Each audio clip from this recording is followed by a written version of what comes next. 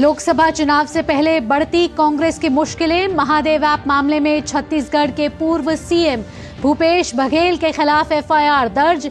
वहीं उत्तराखंड में भी लगा कांग्रेस को बड़ा झटका। कांग्रेस नेता और पूर्व मंत्री राजेंद्र भंडारी ने थामा भाजपा का दामन। लोकतंत्र के महोत्सव के ऐलान के साथ महासमर का शंखनाद। प्रधानमंत्री नरेंद्र मोदी आज आंध्र प्रदेश के चुनावी दौरे पर पालनाडु जिले में करेंगे विशाल जनसभा को संबोधित।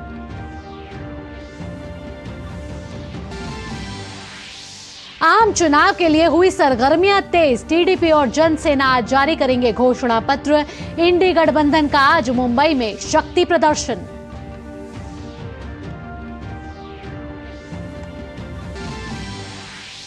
मतदान की तारीखों की घोषणा के साथ देश भर में लागू हुई आदर्श आचार संहिता। वॉल पेंटिंग और पोस्टर सहित कई सामग्रियों को 24 घंटे और सार्वजनिक स्थलों से राजनीतिक विज्ञापनों को 48 घंटे के भीतर हटाने के सख्त निर्देश। दिल्ली आबकारी नीति मामले में ईडी ने अरविंद केजरीवाल को 9वां समन भेज। 21 मार्च को किया तलब। जल बोर्ड मनी लॉन्ड्रिंग मामले में भी केजरीवाल से कल पूछताछ। मामले को लेकर भाजपा हमलावर। अंतर्राष्ट्रीय खबरों में रूस में राष्ट्रपति चुनाव के लिए अंतिम दिन मतदान जारी। व्लादिमीर पुतिन के सत्ता में बने रहने की संभावना। रूस ने यूक्रेन पर चुनाव में व्यवधान डालने का लगाया आरोप।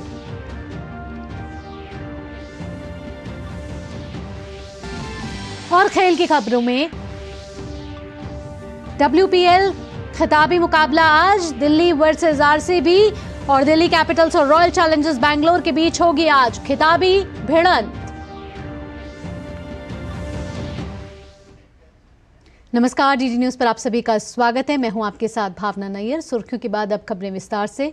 लोकसभा चुनाव से पहले बढ़ रही हैं कांग्रेस की मुश्किलें। महादेव ऐप मामले में छत्तीसगढ़ के पूर्व मुख्यमंत्री भूपेश बघेल के खिलाफ एफआईआर जो है वो दर्ज हो गई है। और बता दें आपको कि उत्तराखंड में भी कांग्रेस को बड़ा झटका लगा है। कांग्रेस नेता और पूर्व मंत्री राजेंद्र भंडारी जो है वो अब उन्होंने भाजपा का दामन थाम लिया है। और तारीखों के ऐलान के बाद सभी राजनीतिक दल जो हैं अपनी तैयारियां तेज कर चुकी हैं। प्रधानमंत्री नरेंद्र मोदी आपको बता दें कि आज आंध्र प्रदेश का चुनावी दौरा करेंगे। प्रधानमंत्री पालनाडु जिले में एक जनसभा को संबोधित करेंगे।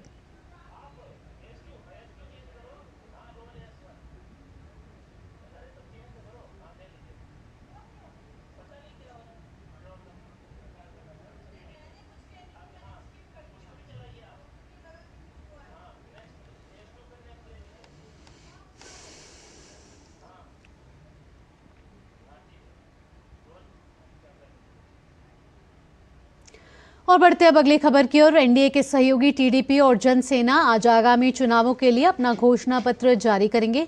हाल ही में आंध्र प्रदेश में भाजपा और टीडीपी के बीच सीट बंटवारे पर अंतिम मोहर लगी है। भाजपा लोकसभा की 6 तो वहीं विधानसभा की 10 सीटों पर चुनाव लड़ेगी। इसके अलावा टीडीपी 17 लोकसभा तो 144 विधानसभा सीटों पर अपने उम्मीदवार उतारेगी। भाजपा और टीडीपी के अलावा गठबंधन में शामिल जनसेना राज्य की 2 लोकसभा सीटों और 21 विधानसभा सीटों पर चुनाव लड़ने वाली है।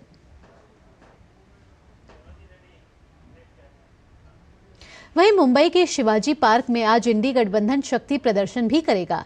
इसके साथ ही विपक्षी गठबंधन का औपचारिक चुनावी अभियान भी आज से शुरू हो जाएगा।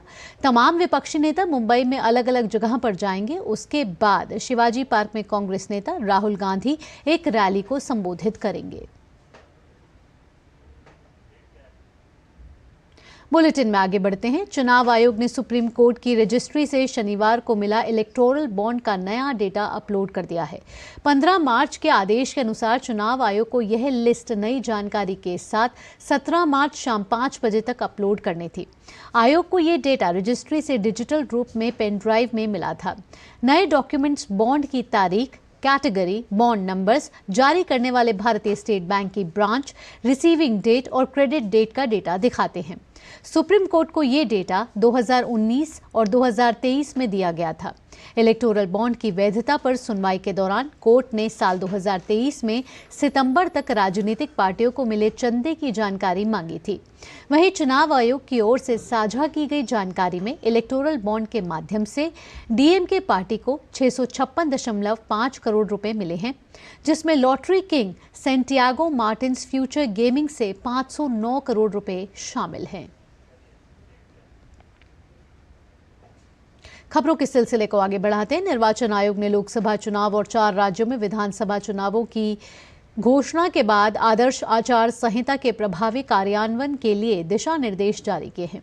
निर्वाचन आयोग ने कैबिनेट सचिव, सभी राज्यों के मुख्य सचिवों और मुख्य निर्वाचन अधिकारियों को पत्र लिखकर कहा है कि वॉल पेंटिंग, पोस्टर, पर्चे और इस तरह की सभी सामग्री को 24 घंटे के भीतर हटा लिया जाए। रेलवे स्टेशन और बस अड्डों जैसे सार्वजनिक स्थलों से राजनीतिक विज्ञापनों वाले सभी अनाधिकृत पोस्टर, होर्डिंग और बैनर को 48 घंटे के भीतर हटा दिया जाएगा। वहीं निजी संपत्ति पर प्रदर्शित अनाधिकृत राजनीतिक विज्ञापनों को भी 72 घंटे के भीतर हटाने का निर्देश दिया गया है। आयोग ने यह स्पष्ट किया है कि किसी भी राजनीतिक दल और उम्मीदवार के द्वारा चुनाव प्रचार के लिए सरकारी वाहनों के इस्तेमाल पर पूर्ण रूप से पाबंदी होगी। इलेक्ट्रॉनिक और प्रिंट मीडिया पर सरकार की उपलब्धियां बताने वाले विज्ञापनों की अनुमति नहीं होगी। मुख्य निर्वाचन अधिकारी और जिला निर्वाचन अधिकारी इस तरह के विज्ञापनों पर रोक के लिए त्वरित कार्रवाई करेंगे। निर्वाचन अधिकारी राज्य सरकार के विभागों की वेबसाइट से राजनीतिक कार्यक्रमों के चित्र तुरंत हटाएंगे। निर्वाचन आयोग ने यह भी कहा है कि विधानसभा चुनाव वाले राज्यों में शिकायतों के निपटान के लिए एक कॉल सेंटर स्थापित किया जा रहा है। मतदाता जागरूकता के लिए रेडियो, टीवी, सिनेमा और सरकारी चैनल के माध्यम से कार्यक्रम प्रसारित किए जाएंगे। मुख्य चुनाव आयुक्त राजीव कुमार ने लोकसभा चुनावों की घोषणा करते हुए कहा है कि चुनाव के दौरान हिंसा के लिए कोई गुंजाइश नहीं होगी। इसके लिए सभी प्रदेशों के प्रशासन और सभी राजनीतिक दलों को सख्त निर्देश दिए गए हैं। बहुत ही डिटर्मिनेशन के साथ हम हिंसा मुक्त चुनाव देना चाहते हैं। चुनाव में हिंसा की कतई गुंजाइश नहीं है। राष्ट्रपति महात्मा गांधी जी ने कहा था, मैं हिंसा का विरोध करता हूं क्योंकि उससे पाया हुआ समाधान बहुत कम वक्त के लिए होता है और उससे पैदा हुई नफरत हमेशा के लिए। Only peace is everlasting, violence doesn't solve anything. We will request everyone, all political parties, all candidates, that they must be very cautious of this point. We'll be ruthless if anywhere the violence happens. साथ ही मुख्य चुनाव आयुक्त ने कहा कि चुनाव में धन के दुरुपयोग पर रोक लगाने के लिए भी पर्याप्त प्रबंध किए गए हैं। सभी नियंत्रण एजेंसियों को पैनी नजर रखने के लिए निर्देशित किया गया है। मिसयूज ऑफ मनी हम नहीं होने देंगे। Freebies, liquor, cash, cooker, sari, machine, what ever kind of freebies किस किस स्टेट में बंटने की शिकायतें आती हैं, उसको 100% रोकें। रोकने के लिए एनालिटिक्स बेस्ड कार्य करें। So whom have we directed? GST, excise, state police, all agencies, income tax, customs, coast guards, BSF, SSB, border से जहां से भी जिसके नारकोटिक्स और जहां से भी फ्री भी आने की संभावना हो सकती है, कैश और मनी, जो भी धन बल का दुरुपयोग करना चाहेंगे। Political finance in any case is a thing which is in news these days. So this is our effort to add to that thing so that there are much more cleaner elections.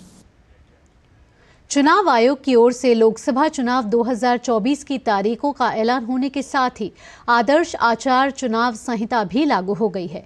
आचार संहिता लागू होने के साथ ही सरकारी तंत्र हरकत में आ गया है।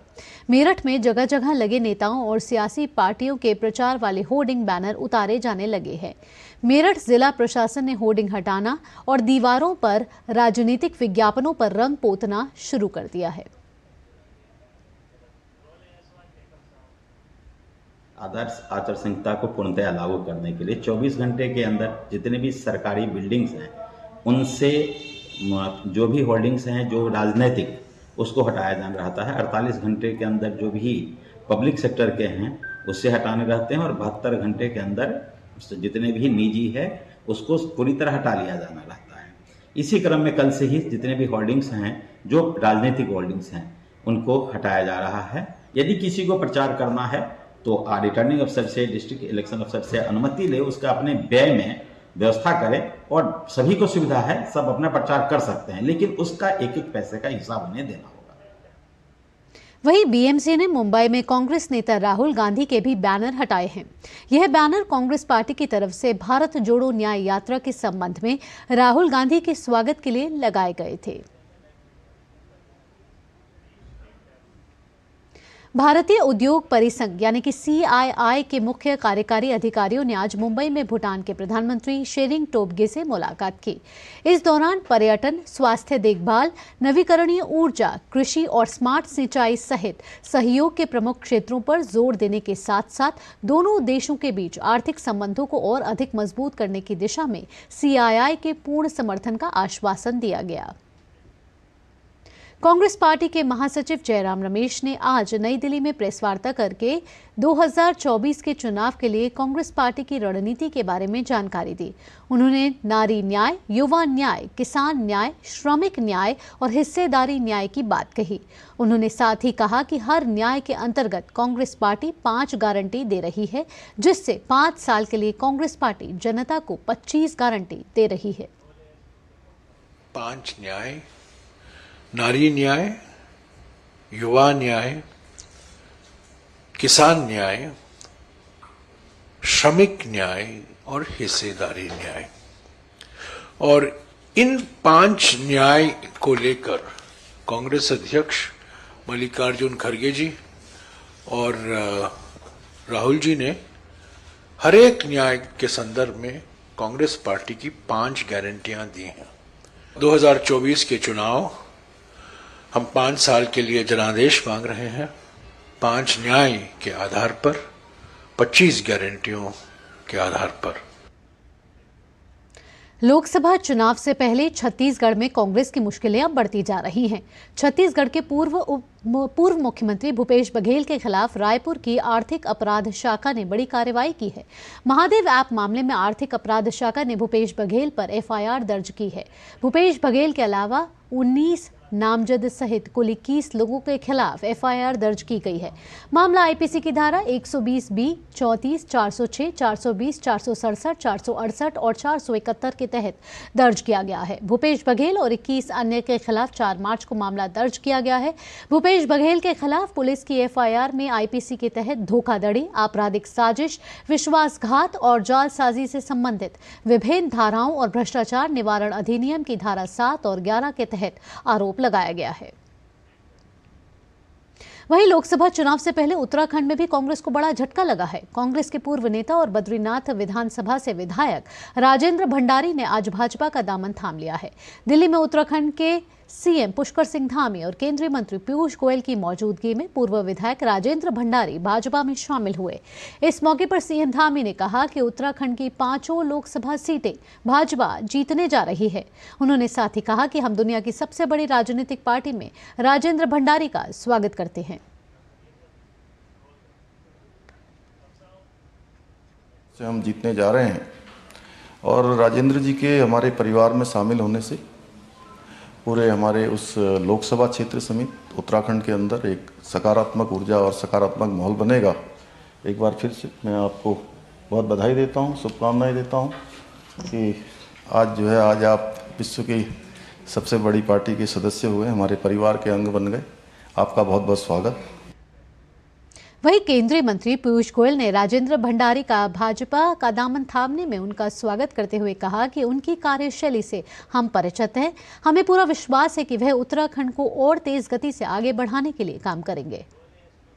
राजेंद्र भंडारी जी ने जो कदम उठाए उसके लिए उनको भी बधाई देता हूं और पुनः एक बार ये कहते हुए कि अब उन्हें डबल काम करना पड़ेगा, क्योंकि ये डबल इंजन की सरकार में सभी लोग देश हित और देश प्रेम की भावना से ओतप्रोत दिन रात एक करके समाज के हर वर्ग को लाभ पहुंचे, हर वर्ग का भविष्य उज्जवल हो, इसके लिए जुटे हैं। और इनकी कार्यशैली को देखते हुए मुझे पूरा विश्वास है ये इसी तरीके से हम सब के साथ मिलके उत्तराखंड को और तेज गति से बढ़ाने में काम करेंगे।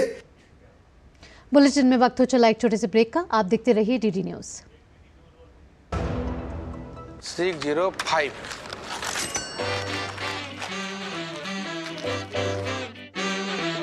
बदलो बदलो आदत बदलो।